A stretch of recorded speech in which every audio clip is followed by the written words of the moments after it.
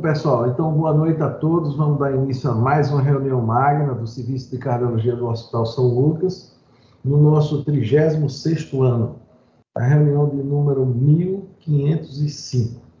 Então, hoje nós vamos ter um tema, sem dúvida nenhuma, interessante, que é o tratamento da taquicardia ventricular com cardiopatia estrutural.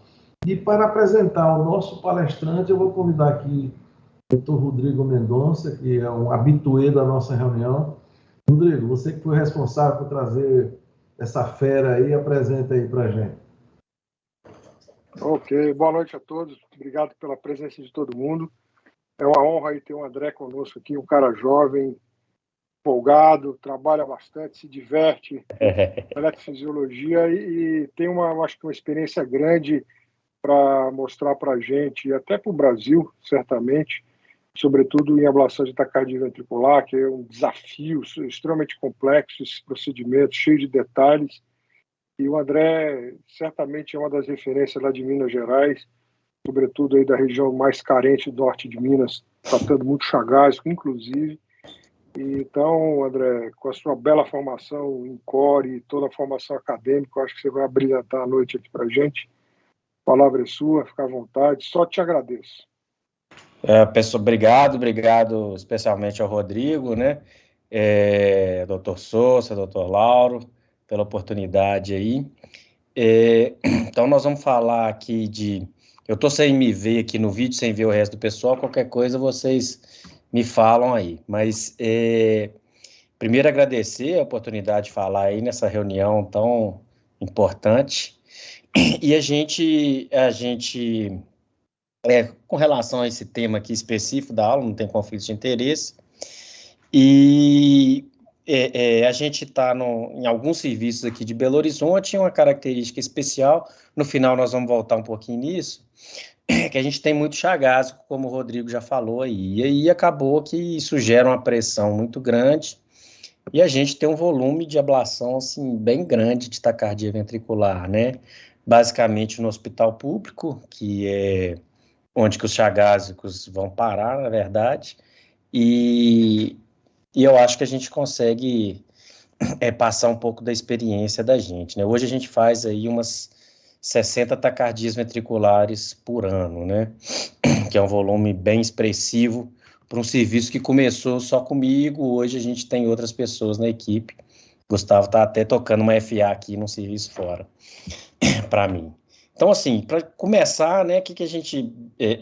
as arritmias ventriculares, né, lembrar daquelas definições, né, nas extrasístoles, TVNS, 30 segundos assintomática, e a TV monomórfica sustentada, que é o que a gente vai falar basicamente aqui hoje, né? Ainda a gente pode classificar como taquicardia polimórfica, torsade EPOAM, fibrilação ventricular e assim vai. Eu acho que tem... não é uma palestra dirigida para eletrofisiologista, mas eu acho importante a gente falar aqui dos conceitos gerais das taquicardias ventriculares, que, né, embora a prevalência vá aumentando nos grupos de maior risco, né, a grande maioria dos pacientes, em número absoluto, óbvio, pelo tamanho da amostra, encontrado na população geral. E isso aqui, né, a proporção de que isso representa, está aqui, né, a população geral representando mais do que 50% como primeiro evento clínico, né. Então, só para saber que a gente acaba lidando com esses pacientes muito frequentemente. Essa aqui é o guideline de 2022, de taquicardia ventricular europeu, né, quem nunca leu, recomendo, porque é muito bom, né, isso aqui é bem legal, mostrando como é que são essa taquicardia polimórfica ou monomórfica, e nas diversas doenças, catecolaminética aqui, né, qual a idade que ocorre mais frequentemente, né, então é um gráfico interessante para a gente ver nas diversas síndromes. Mas a gente, né, vai falar aqui basicamente das TVs monomórficas associadas à cardiopatia estrutural. E o tratamento envolve várias coisas, né, que é tratamento agudo no serviço de emergência, que a gente vai falar um pouquinho aqui, uma coisa bem dirigida, né, cardioversão química elétrica. Uma outra coisa é investigação etiológica, a prevenção de morte súbita, que é basicamente através do implante desfibrilador, e a prevenção da recorrência, que é o que a gente vai focar mais, que é a questão da ablação do catéter. Vai falar um pouquinho de radioneuroablação, que é uma coisa nova aí, que tem surgido atualmente. Eu coloquei esse gráfico aqui do guideline europeu, que eu achei que eles foram muito felizes, né, do tratamento agudo, que eles vêm aqui fazendo esse fluxograma, né, se ela é instável, cardioversão elétrica, se ela é estável, você faz um eletro, se tiver uma suspeita de ser supra, ele permite, né, manobra vagal adenosina, que é uma coisa que mais ou menos bem estabelecida. E se sabidamente o paciente tem uma doença cardíaca estrutural, eu acho que eles foram muito felizes nisso aqui, né? Avaliar o risco anestésico, né? Às vezes o paciente acabou de comer uma feijoada, então talvez a cardioversão não seja uma coisa muito apropriada naquele momento, mas eles já mandam aqui para cardioversão elétrica como classe 1, né?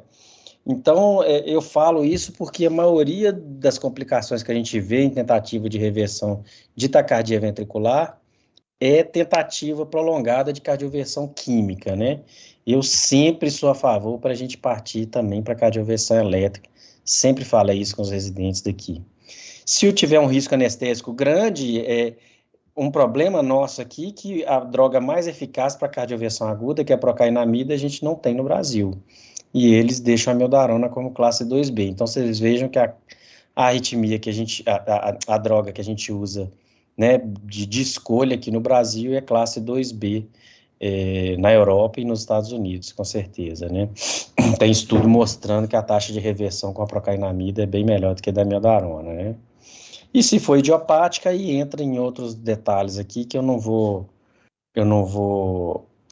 ficar tocando, né? Só para falar, né, da questão, esse é um paciente de 11 anos que veio recente para a gente, coração é um caso típico para a gente não deixar passar um caso desse, tá? E a gente vai começar a nossa discussão aqui com 2 casos clínicos que eu queria compartilhar com vocês. O primeiro, um paciente de 63 anos, masculino, com a cardiopatia dilatada não isquêmica, fração de ejeção de 18%, CDI para prevenção secundária. Fila de transplante cardíaco, internou com TV incessante, refratária a amiodarona e lidocaína. Choque cardiogênico, UCO, né, choque cardiogênico, insuficiência renal aguda, celulite. Então, esses casos nós vamos voltar no final. Como é que a gente vai fazer com esses casos? E o caso 2 é um paciente de 42 anos, atleta masculino, fração de ejeção preservada, pai com morte súbita aos 46 anos, que já acende um alerta aqui para nós, que pode ter alguma coisa por trás. 33% de exercício ventricular com 60 TVNS, né? Esse paciente foi um anestesista que fez esse diagnóstico, estava tomando uma cerveja com ele e pegou no pulso dele. E confirmado, né, na investigação, confirmou que ele tinha uma mutação na lamina, patogênica na lamina, né? E ele tinha um CDI por mandado judicial e ele se apresentou com choque apropriado usando amiodarona e beta-bloqueador. Então, no final, a gente vai ver o que a gente acabou fazendo nesses 2 casos, né? Então, ablação de TV, quais são as perguntas, né? O Rodrigo está de prova aí, é uma arritmia muito difícil, que o paciente, eu falo assim, que é a lesma no fio da navalha, né? Se você errar alguma coisa, o cara morre na mesa, né? O cara é grave, a doença é grave, e é difícil, você induz TV. Então, quem se beneficia? Isso é a primeira pergunta. A ablação, ela está recomendada para os casos de TV idiopática, como a gente já comentou, e TV com cardiopatia estrutural após falência farmacológica a princípio, né? Uma coisa importante da ablação de TV é que geralmente tem uma interpretação equivocada dos estudos, que a gente vai passar por eles, de ablação, que a ablação é relegada como a última opção. Então, isso aí, na minha opinião, é uma interpretação equivocada dos estudos. Felizmente, recentemente apareceram alguns estudos que ajudam a gente nessa questão.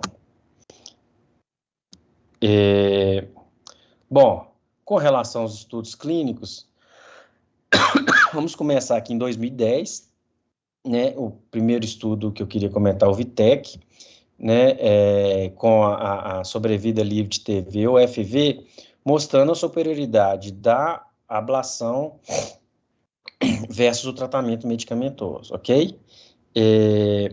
Ablação inicial, né, 107 pacientes com TV e AM prévio, fração de ejeção menor do que 50%, eles foram randomizados para CDI, mais ablação ou sem ablação, segmento aí de quase 2 anos, fração de ejeção média de 34%, e o tempo para recorrência era permitido antiarrítmico, né, mas não necessário, tempo para recorrência maior no grupo ablação.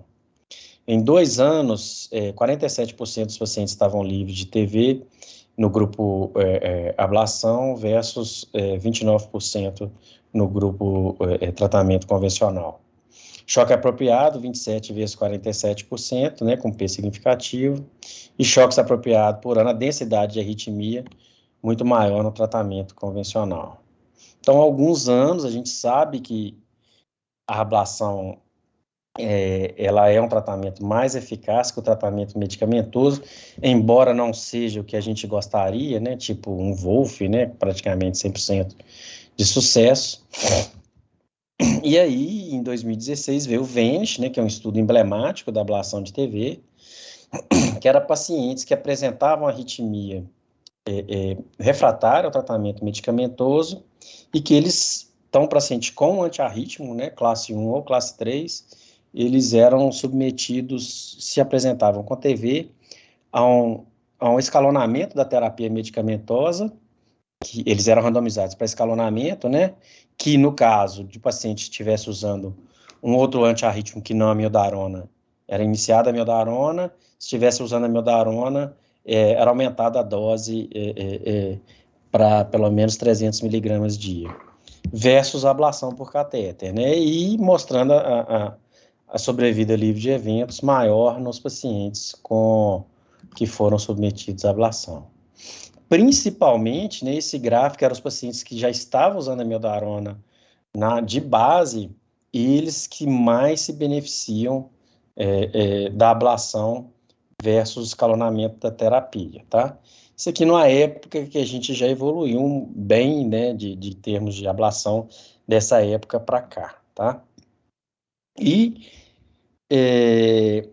um caso aqui, um estudo que saiu em 2011, que a gente falando dessa questão dos pacientes serem indicados tardiamente ou precocemente, isso aqui não é um estudo randomizado, né, foram 98 pacientes consecutivos do grupo da Pensilvânia, que é um grupo que tem muita experiência com taquicardia ventricular, e os pacientes que foram submetidos a tratamento tardio, né, eles tinham pelo menos 2 TVs separadas por 1 mês, né, os pacientes esperavam ele recorrer ter mais de uma recorrência para indicar ablação. A média de 5,8 choques no último mês e 58% de tempestade elétrica, né, 67% estava com mais de 400 miligramas dia de amiodarona. Então, olha como a sobrevida livre de TV foi muito maior no grupo que foi precocemente para TV versus aquele grupo para ablação de TV versus aquele grupo que foi tardiamente para ablação de TV, né? Isso é importante, assim, porque o paciente, como a repercussão hemodinâmica da ablação da taquicardia ventricular, ela pode ser muito importante, o paciente chegar no momento pior, o resultado, inclusive em termos de recorrência, é pior, porque tem uma hora que você tem que parar a ablação, senão o paciente acaba morrendo de descompensação hemodinâmica, né? E aí, recentemente, né, falando das coisas mais atuais, a gente tem, surgiram os estudos com umas tecnologias que a gente usa mais ou menos recentemente. O primeiro foi o Partita, né, que o PI foi o Della Bella, né, que é um italiano, e que eles olharam pacientes com cardiopatia isquêmica e não isquêmica. É um estudo que tem um desenho um pouco estranho, assim, né?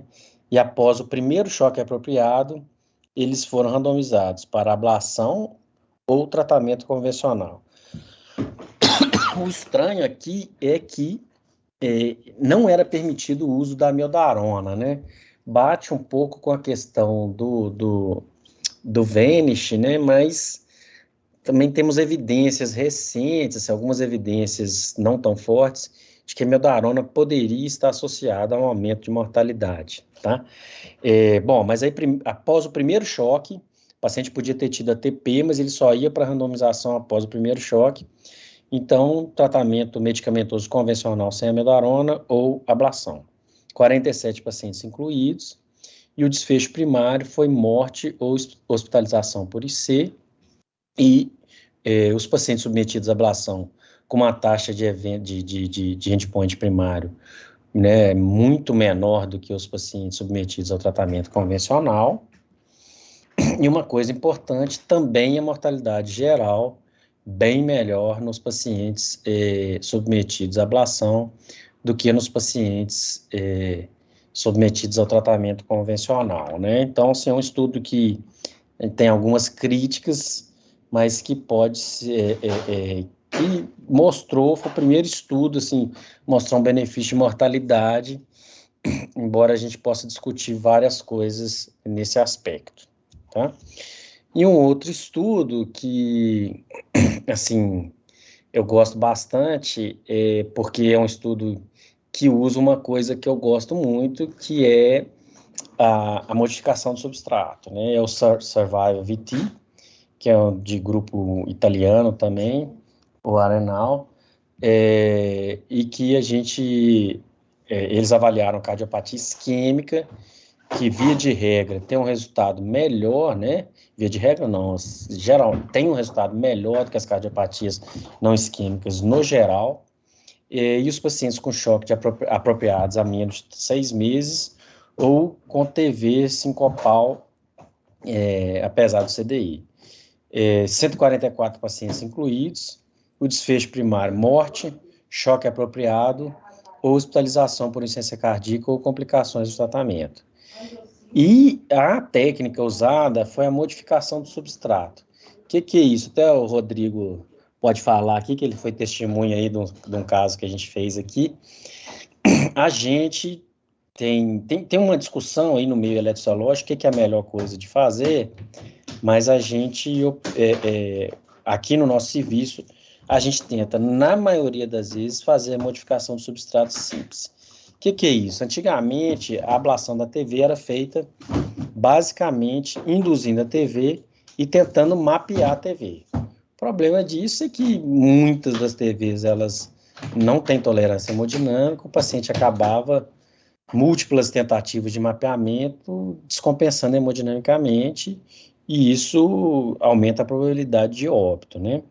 Recentemente, com sistemas de mapeamento tridimensional, a gente pode fazer um mapeamento puro do substrato, ou alguns grupos, às vezes, fazem um mapeamento do substrato e, no lugar que é mais provável, eles fazem um mapeamento rápido da TV, tentando ver se aquele circuito ali é crítico e para eliminar aquele substrato. Tem várias técnicas que a gente pode utilizar, né?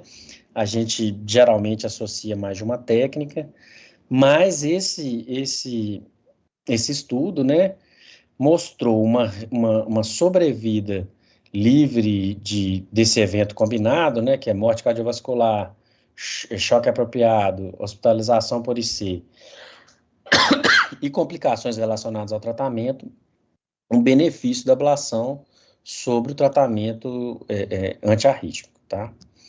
Uma coisa que é importante é que isso foi puxado, basicamente, pelos efeitos adversos do tratamento medicamentoso.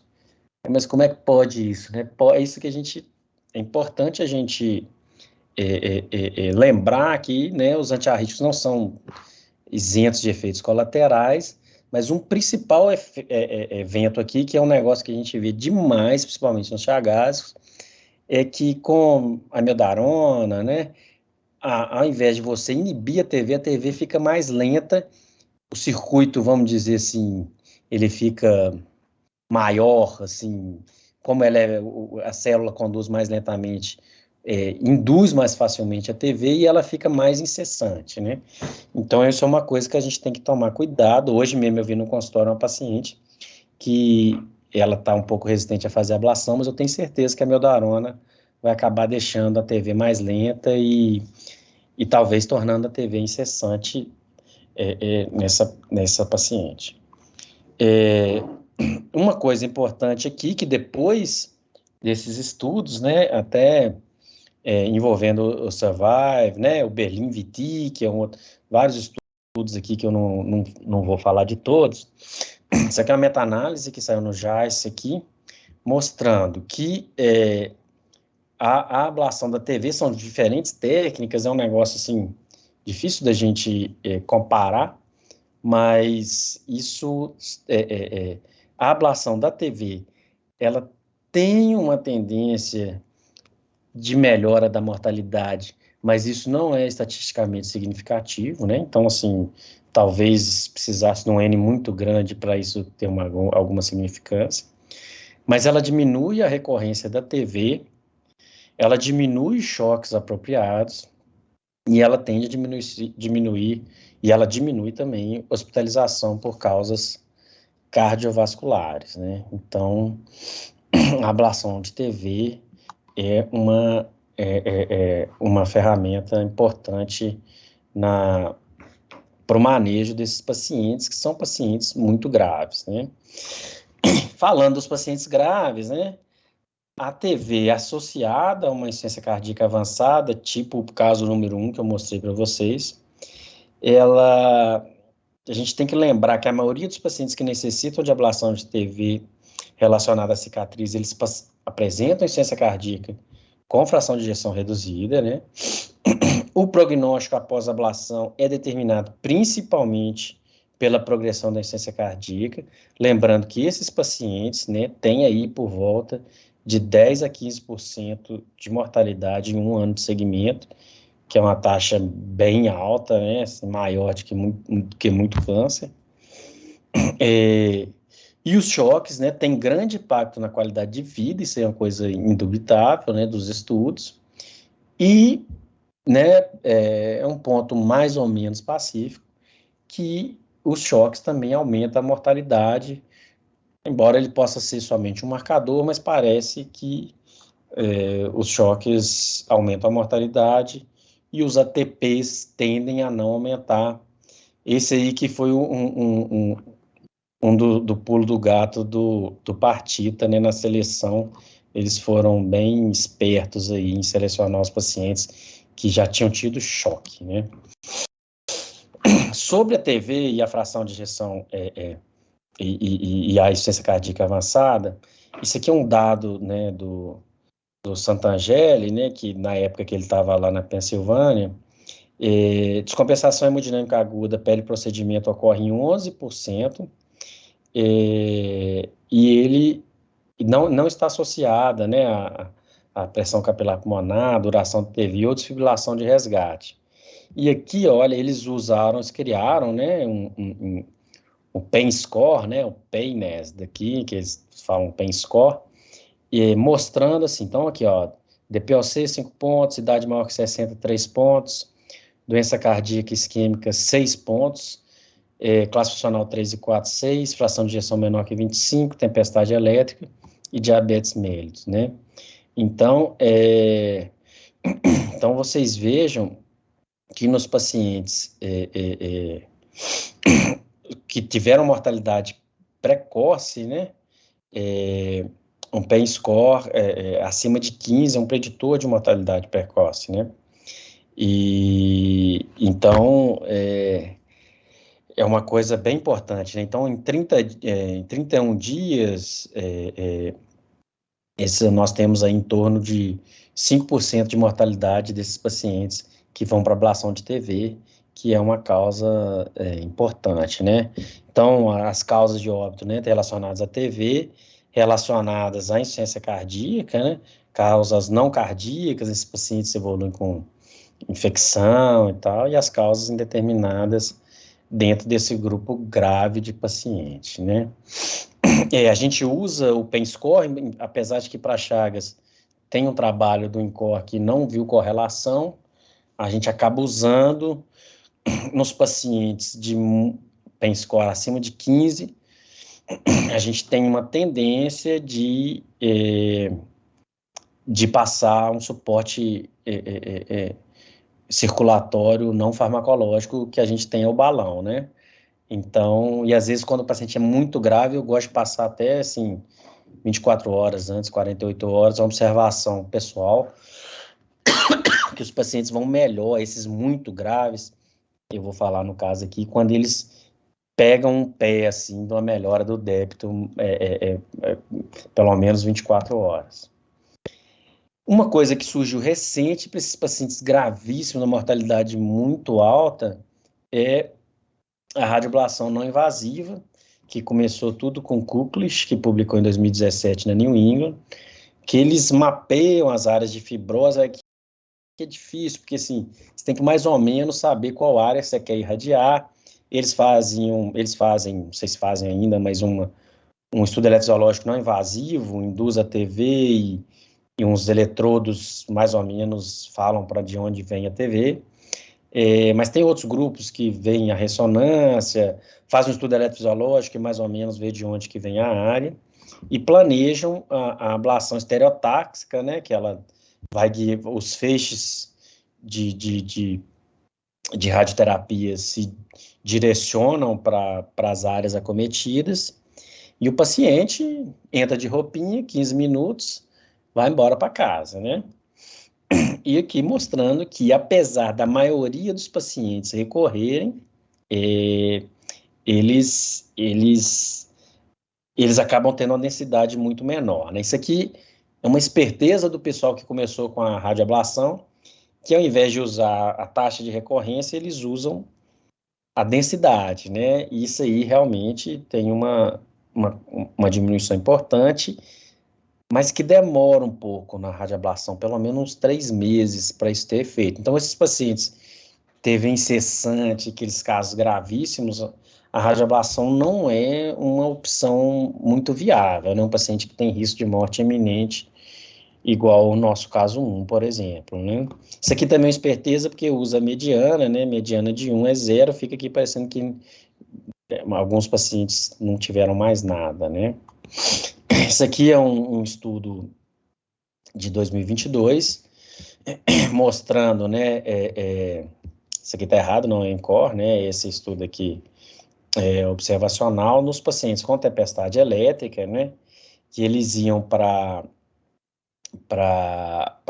radioablação, né, 58% apresentavam recorrência nas 6 primeiras semanas, né, mas uma diminuição importante da carga de TV. E a tempestade elétrica relacionada a uma TV incessante, ela tinha uma melhora aí de 1 a 7 semanas, então por isso que a gente tem que diminuir tem que ver se o paciente tolera ficar um tempo desse. Existe um debate hoje em dia, assim, isso é uma coisa muito nova. Eu estou num hospital que a gente está programando de tentar fazer um protocolo de radioneuroablação, mas existe uma dúvida, assim, até o que a radioterapia faz no músculo cardíaco. Se ela faz uma fibrose igual a ablação, ou se o grupo do Kuklitsch, eles acham que, na verdade, aumenta a condução, então não tem um atraso necessário para iniciar a reentrada. Então, é uma coisa que a gente, assim, uma coisa de pesquisa ainda, ou no caso, assim, de casos refratários, assim, que não tem esperança de fazer ablação, contraindicação absoluta, que a gente acha que não vai segurar. Então, começando aqui, voltando aqui no nosso caso clínico 1, eu vou adiantar aqui para a gente acabar no horário. Um paciente, né, o paciente daquele caso gravíssimo, fração de ejeção de 18, filho de transplante, TV incessante, choque cardiogênico, IRA. A gente inicialmente considerou muito alto risco, né, para tratamento imediato, tratou a infecção, passamos um balão intra-aórtico no paciente, otimizamos o tratamento do choque cardiogênico e após 5 dias a gente foi para ablação. Caso gravíssimo, né? Você vê aqui, Rodrigo, que a gente entrou no epicárdio dele, ele não conseguia ficar sem TV, né? Eu geralmente não gosto de mapear em TV, mas você encostava no paciente, ele fazia TV. A gente mapeou uma parte do epicárdio, para vocês terem uma ideia, ó. E aqui, na hora que a gente botou esse catéter aqui, ó, isso aqui é uma escala de cor que em TV, que o roxo é o mais tardio e o branco é o mais precoce. Então, vocês veem que a reentrada ocorre aqui, ó, em cima do catéter, ó. Roxo, acho que eu tenho um videozinho aqui que eu vou mostrar para vocês. E aqui mostrando o sinal, pegando toda a diástole aqui, ó. TV, QRS, e esse sinal pegando, eu não sei se é uma coisa muito específica de eletrologia, mas a gente tem certeza que o Rodrigo vai achar bonito isso aqui. Deixa eu ver aqui. Aqui, ó. Aqui vocês conseguem ver a ativação da TV, ela roda e entra por aqui, atrasa, roda e entra por aqui e atrasa. Aqui, a paciente em TV, aplicamos a radiofrequência, puf, acabou, ritmo sinusal, onda P, QRS, e o paciente, sem indução de arritmia no final, Deus ajuda também, né, que não necessariamente todos os casos vão assim, né, um caso grave desse, retirou o balão com 24 horas, alta hospitalar, saiu da prioridade do transplante, está 1 ano de segmento sem recorrência. Até a última vez que eu tinha visto, ele estava ainda aguardando um transplante fora da fila de prioridade, um caso gravíssimo, né? E o caso 2, esse paciente atleta, fração de ejeção preservada, pai com morte súbita, arritmia ventricular complexa, laminopatia, CDI, choque apropriado, a ablação dele atrasou um pouco pela pandemia, ele fez uma abordagem inicialmente em endo-EP, e mais uma cicatriz periaórtica com substrato muito desafiador, que é um lugar que a gente... o lugar periaórtico, a gente não tem muito acesso pelo epicárdio, porque ali é DA, aurícula, muita gordura, e a gente fez uma abordagem legal, as transeptal e retroaórtica, porque, olha o que a gente fez aqui, botou um catéter via transeptal, que é esse aqui, e um catéter retroaórtico, uma bainha longa, e a gente pôs os dois, pena que não tem aqui, pôs os dois aqui, que um dá uma corrente aqui, o outro dá uma corrente aqui, aplicou simultâneo, e a gente somou as correntes, e isso tende a fazer uma lesão nessas partes mais profundas. Esse paciente sem indução de arritmias no final, recebeu alta hospitalar precoce, né, paciente jovem, atleta, 24 horas, estava em casa já, voltou a praticar esportes, e também esse paciente aqui deve ter uns 2 anos, não recorreu à arritmia, ele me manda mensagem todo dia aqui, e a gente está acompanhando a progressão da cardiopatia, ele tem uma doença genética que a gente não sabe bem o que a gente vai o que a gente vai ter nesse segmento, né? Bom, isso aqui é para envolver, às vezes a gente fica pensando que a gente tem uma coisa muito especializada, assim, da questão da ablação, mas o cuidado especializado também, não só a ablação, o cuidado especializado é muito importante. Isso aqui é um trabalho da Ana Terra, que é da nossa equipe, é a artimologista clínica, é o mestrado dela, e olha só, esse aqui são os pacientes portadores de CDI, aqui no HC antes, os pacientes tinham CDI, implantava aqui, mas não tinha um serviço de arritmia nem de eletrologia, então saía tomando choque e tal.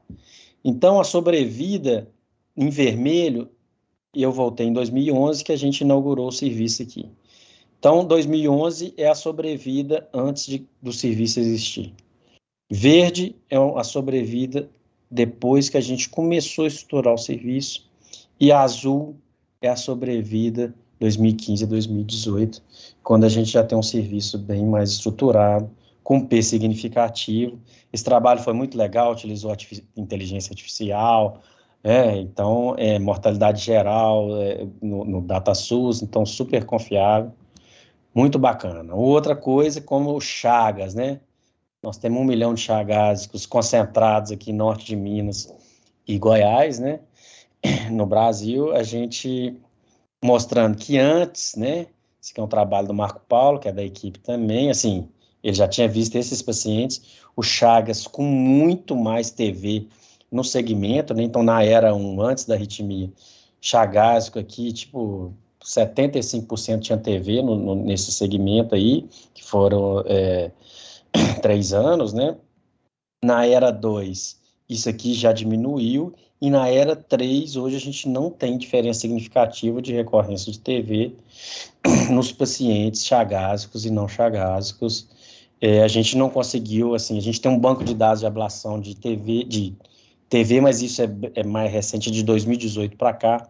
A gente não sabe falar o que é o cuidado, né? A gente não consegue especificar qual foi a intervenção.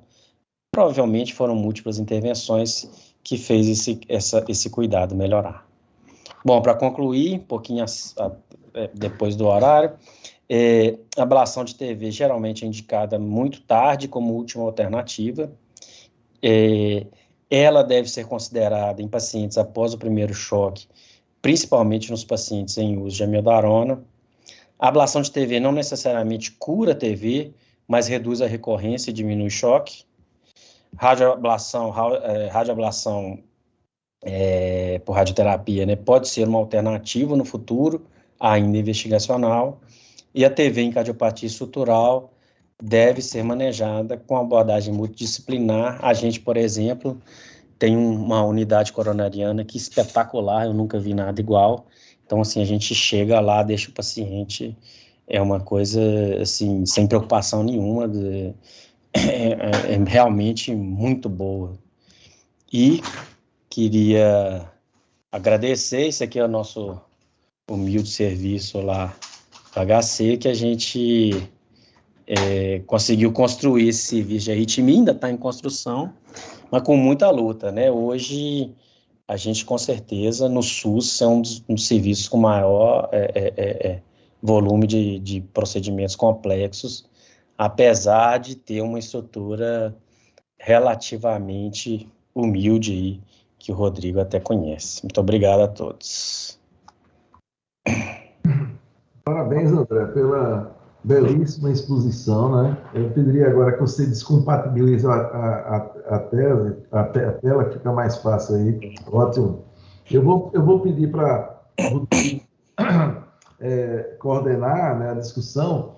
E o interessante, assim, eu fiz minha tese em doença de Chagas em Ribeirão Preto. É claro que o foco meu mais foi a avaliação de função diastólica, eco, medicina nuclear, etc.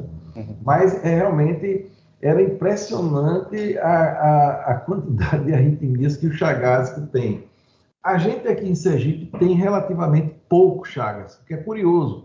Existe muito Chagas na Bahia, existe Chagas em Alagoas, no Pernambuco, mas Sergipe, tirando aqui algumas cidades da região sul, é pouco Chagas, a gente não encontra muito Chagas. Mas não deixa de encontrar arritmias, inclusive tem até um paciente, agora curioso, que o Rodrigo avaliou hoje, que esse paciente foi interessante, que deram um Apple Watch de presente para ele, e ele, de repente, ele manda, não era paciente meu, e ele diz assim que, rapaz, eu senti uma tontura e apareceu uma coisa estranha no eletro. Quando mandou, eu vi que era taquicardia ventricular, né? E esse camarada é jovem, depois mostrou assim, a avaliação que a miocardiopatia dilatada é importante. Já tem CDI e recentemente, acho que o Rodrigo pode até conversar melhor, que ele ainda continuou fazendo taquicardia ventricular, inclusive o Rodrigo já fez a ablação da taquicardia dele, né? E ele está tendo alguns episódios de taquicardia ventricular lenta, né? E aí eu acho que o Rodrigo pode aí falar com mais detalhes. Rodrigo, e pode assumir, Rodrigo, aí a discussão. Beleza, Souza. André, te agradeço aí pela excelente apresentação. Legal ver a tua experiência, contar para o pessoal aqui do grupo aqui em Sergipe. Eu achei muito bacana, sobretudo, acho que a experiência que você tem em Chagas. E eu queria, inicialmente, abrir aí para o pessoal, ver se alguém tem algum questionamento, alguma dúvida. E Lauro Fontes, Luiz, Marco Paulo, o pessoal da Roberto, tem uma turma grande aí que lida com doente crítico e até com arritmia, se tem algum questionamento.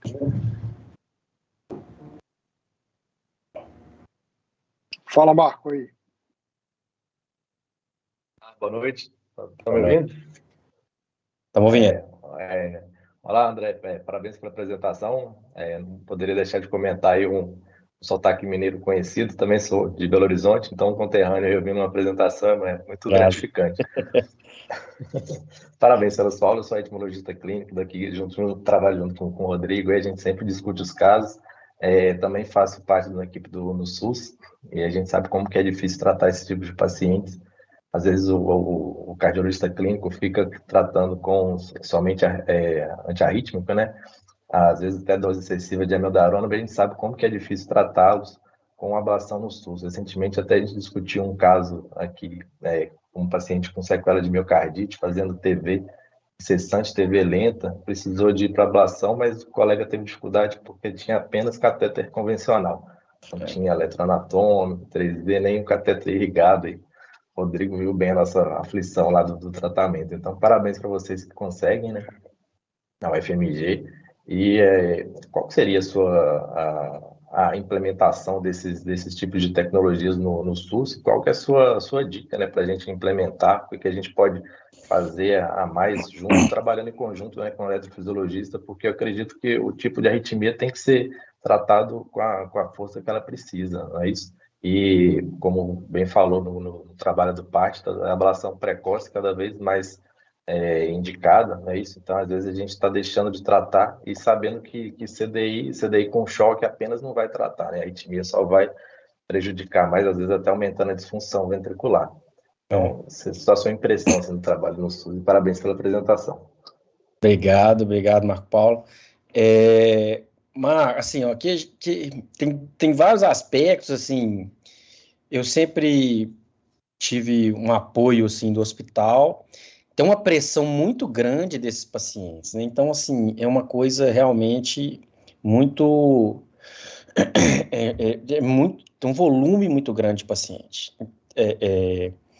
Então, assim, isso aí tem uma pressão natural. Eu falei com o Rodrigo, assim, também eu faço que eu sou doido aqui no hospital, então, assim, o povo acaba, não deixa esse cara aí, que ele... Então, assim, mas brigando pelo paciente, entendeu? Mas uma das coisas que o hospital aqui, IBSER, uma das coisas que eu sempre levei na diretoria e tal, é o seguinte, vocês têm que lembrar que o hospital tem uma coisa que, tipo, são das coisas mais caras do hospital, que a folha de pagamento é bancada pelo governo federal. Então, a gente tem que ter um pouco mais de maleabilidade para conseguir resolver esses casos. Assim, eu acabei de receber um e-mail, tem uma reunião, o que é outra coisa que a gente faz? Que a gente está tentando viabilizar. Não conseguia, porque até hoje a gente só faz caso grave praticamente, TV e umas FAs reumático, tem uma casuística grande de reumático aqui também. Mas o que a gente está tentando fazer é botar vários casos simples com material que dá lucro para o hospital, para tentar tirar esse prejuízo que a gente dá. Mas não é fácil. Assim, e também a gente conta com a falta de controle do hospital também. Às vezes eles não sabem o tanto de prejuízo que a gente dá para eles.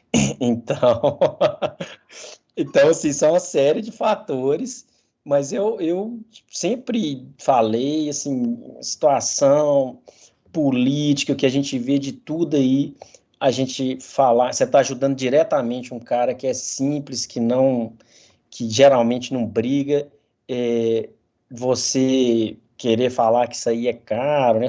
Caro é Câmara de Deputados, é Senado, isso aí que é caro, né?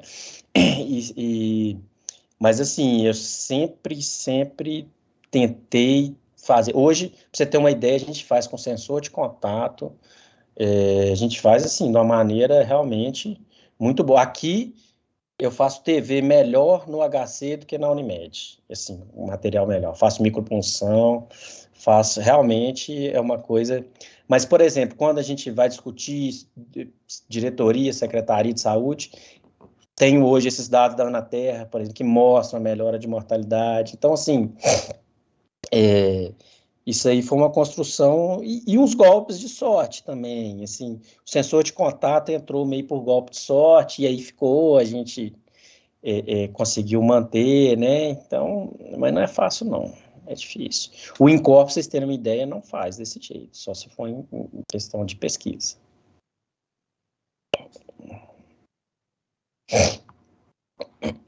Boa. Mais alguém aí, uma pergunta aí, não? O André, explica aí um pouquinho melhor aí pro pessoal, como é que você compara a ablação do isquêmico pós-infarto com o chagásico? É igual, é parecido, é mais fácil? Como é que é? Explica aí um pouquinho. O isquêmico geralmente é mais fácil, né? Porque os resultados são melhores, porque geralmente a cicatriz, né? Infartou a CD, a cicatriz é aquela ali, ela geralmente é maior no endocárdio do que no epicárdio, embora, assim, hoje em dia eu também faço a abordagem epicárdica no isquêmico, e é uma cicatriz, se não tiver outro infarto e tal, você resolveu aquela cicatriz ali, teoricamente o paciente está resolvido da arritmia, né? E o chagásico não, o chagásico ele tem uma etiologia, uma cicatriz maior no epi do que no endo.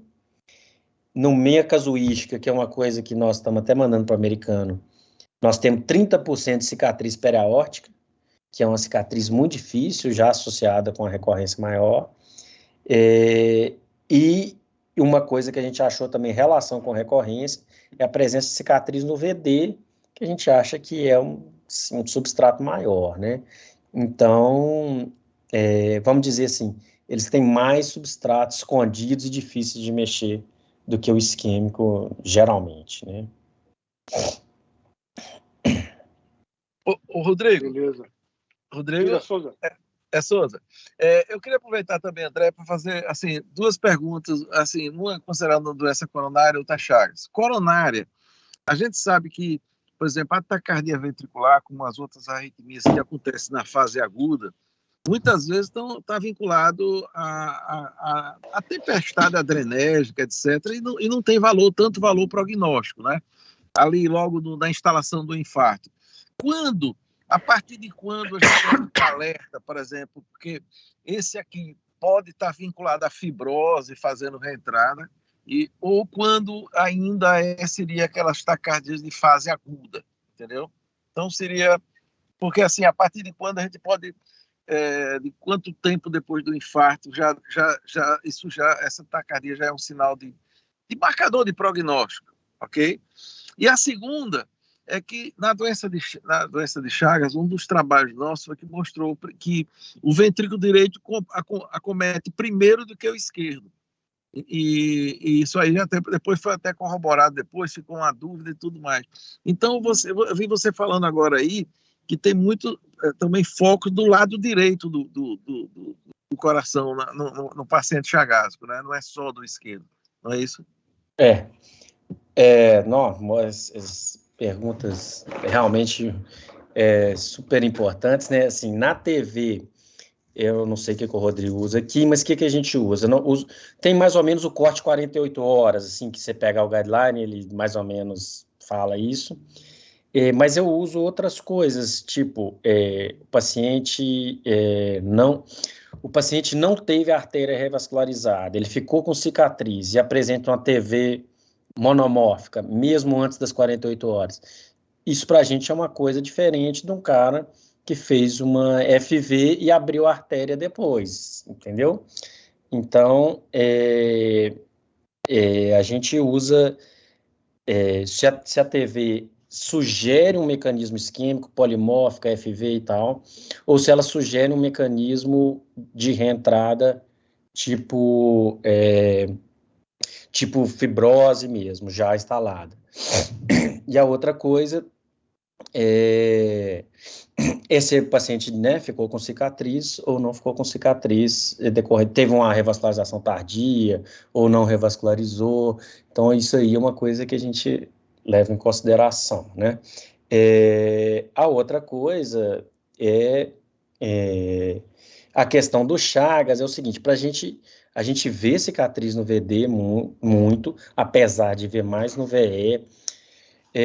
Até para VD, assim, até no mapeamento não é uma coisa muito bem estabelecida de ver cicatriz, porque tem gordura, não é uma coisa fácil, assim, não é que é fácil, não é uma coisa muito bem estabelecida, mas quando a gente tem cicatriz, com certeza no VD, geralmente eles são os pacientes piores.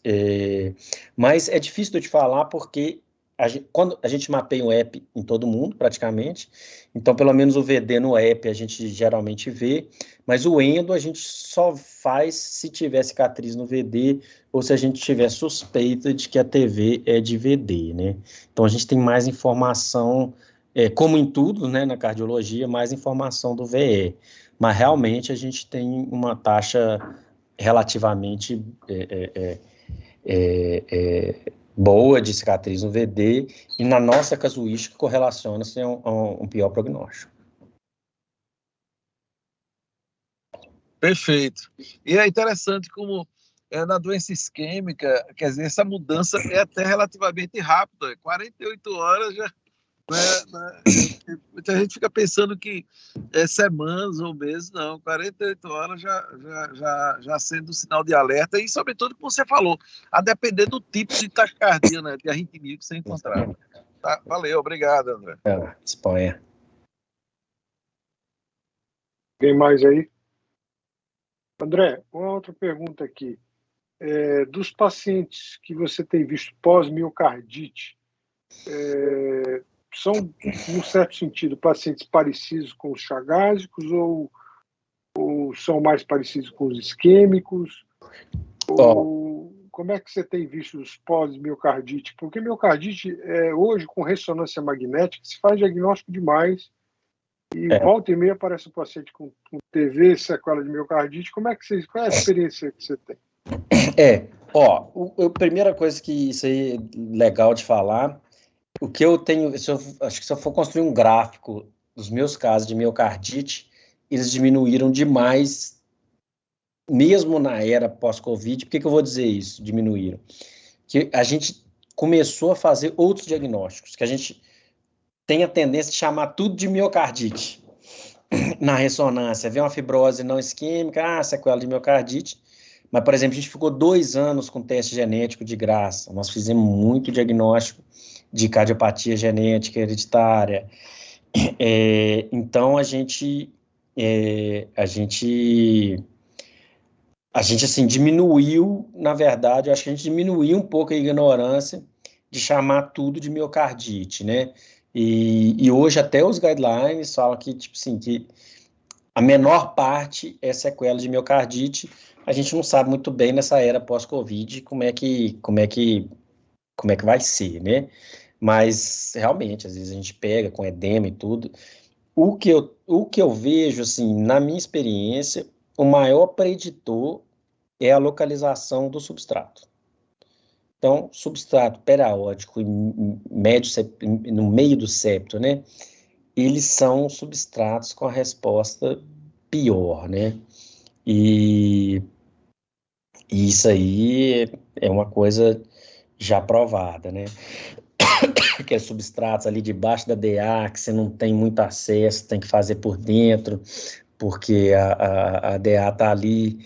Então, realmente, são os que mais dificultam para a gente. Mas são doenças que realmente, quando se apresentam de uma forma muito arritmogênica, né? E às vezes você faz o cara ficar sem a TV sustentada, mas ele continua com muita extracístole, polimórfica, aquela coisa horrível, né? que às vezes incomoda a gente também, né? Então, eu não sei qual que é a sua experiência aí desses casos.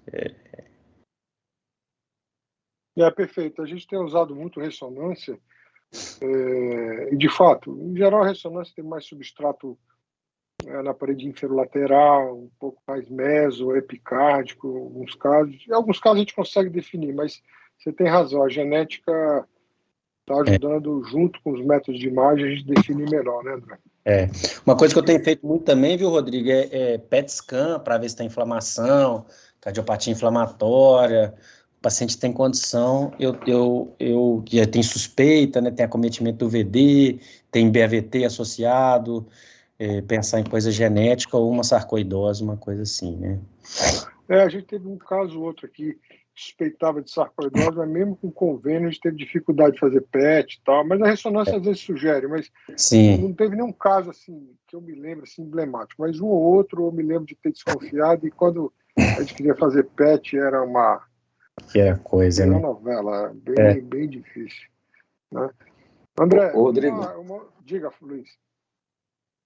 Ô André, boa noite. Parabéns pela aula. A gente estava acompanhando aqui. Eu trabalho com o Rodrigo aí, a gente faz ressonância aí.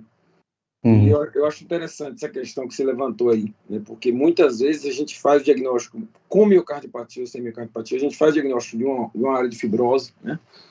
E realmente a ressonância ela tem um teto, né? Ela tem um teto da onde a gente não consegue ultrapassar, né, em termos de diagnóstico, né? Esse caso, teve um caso que pegou recente, até apresentou, tem uma reunião magna aí, eu posso passar o link depois, que eram realces multifocais, né, e mistura de transmural com mesopicárdico. E esse caso a gente ficou aqui com dificuldade, acabou indo para São Paulo, né, fez a biópsia e confirmou sarcoidose.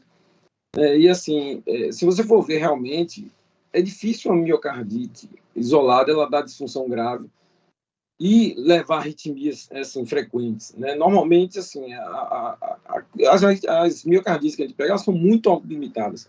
Se a gente pegar aqui, a gente teve 200 casos de miocardites aqui desde que eu cheguei, e assim, todos casos muito limitados. Então, quando você pega do outro lado do espectro, que é já para ver retrospectivamente o que aconteceu, e você atribuir isso à miocardite, eu acho muito precipitado isso, né? E às vezes a gente faz isso por limitação mesmo, né? Porque a gente não tinha genética até um tempo atrás. Biópsia, assim, a gente tem dificuldade realmente técnica, e muitas vezes ela é inconclusiva, né? Ela dá como fibrose específica. Então, assim, eu acho que agora, eu vi que você mostrou os casos de laminopatia, né? E a gente discute muito em grupos de imagem, né? Essa suspeita de laminopatias, e aqui a gente acaba poucas vezes indo atrás de diagnóstico, que é por genética, não tem outra forma. Então, eu acho que o painel genético é excelente nesses casos. O que a gente discute ainda é mais em termos de CDI ou não, né? Mas eu acho que, não sei a sua opinião em relação a isso, em relação àqueles pacientes com miocardiopatia leve, né? Fração de ejeção aí de 30%, 30% já seria mais grave, mas 40%, 38%, e que tem fibrose e que a gente tem aquela dúvida, né? Será que só a fibrose é determinante, sim ou não, é tudo ou nada? Ou será que talvez quantificar a fibrose, né? Que é uma coisa que a literatura está muito, assim, muito travada em relação a esse ponto ainda, e muito controversa, né? Às vezes, nesse caso, você usa esse dado da questão da quantificação para definir a ablação ou a definir a indicação de CDI. Como é que vocês têm feito nesse caso? Ótimo, Luiz, seu ponto. Assim, quando a gente suspeita de miocardite mesmo, assim, voltando na questão da miocardite, eu gosto de biopsiar, eu gosto de ir atrás, assim, do diagnóstico, acho que ajuda a gente. Recentemente, nós fizemos um diagnóstico de miocardite de células gigantes, que foi bacana, imunossuprimiu, o cara acabou ficando bem, o que é raro, né? A biópsia demorou a sair, nós ficamos até surpresos do cara ter ficado vivo. E ficou bem. Então, eu acho assim que a questão diagnóstica, etiológica, ajuda muito a gente, né? Com relação à quantificação, eu tive recente lá no serviço de Barcelona, com o serviço do Hospital Clinique lá, que é um serviço grande de TV lá. É um serviço, na verdade, eles têm o mesmo volume de TV nosso, mas o pessoal super, né, de ponta, muito bom, que eles têm o programa do ADAS, né, que quantifica, que vê os canais, que é um negócio muito legal, eu sou a favor de usar, principalmente usar as zonas de transição, né, as zonas cinzentas, que eles chamam, para te ajudar. Não vai ter uma resposta assim, mas eu acho que ajuda. O problema que eu tenho aqui é porque, assim, a gente consegue quantificar em uns serviços fora, em gramas, mas no HC nós temos muita dificuldade com ressonância, muita.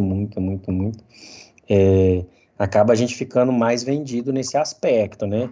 E você, e é importante para a gente, né? Veja bem, eu tive recente, foi hoje no meu consultório, retornou uma paciente que ela teve uma TV, e aí, fração de ejeção preservada, fez a ressonância fibrose septal. E aí, em cima do riso ali, Rodrigo, fração de ejeção preservada, e ela estava tendo muita TV, eu poderia até indicar para ela ablação primeiro, só que é em cima do RIS. Então, o que a gente definiu? A gente botou o CDI nela, esperou aí, e agora nós vamos entrar para fazer a ablação nela, porque provavelmente tem uma grande chance dela bloquear. Então, assim, a questão de imagem para a gente é fundamental. Infelizmente, geralmente eu entro mais vendido por condições do sistema de saúde nosso, inclusive saúde suplementar. É isso que o Rodrigo falando. Você pede um PET scan, eu já assim, mudamos o prognóstico de vários pacientes que tinham condição, porque fizeram PET scan, viram inflamação, nós imunossuprimimos, os caras melhoraram. Agora, essa questão da imagem, eu acho que, assim, Europa, cada vez mais eles têm utilizado essa questão da quantificação.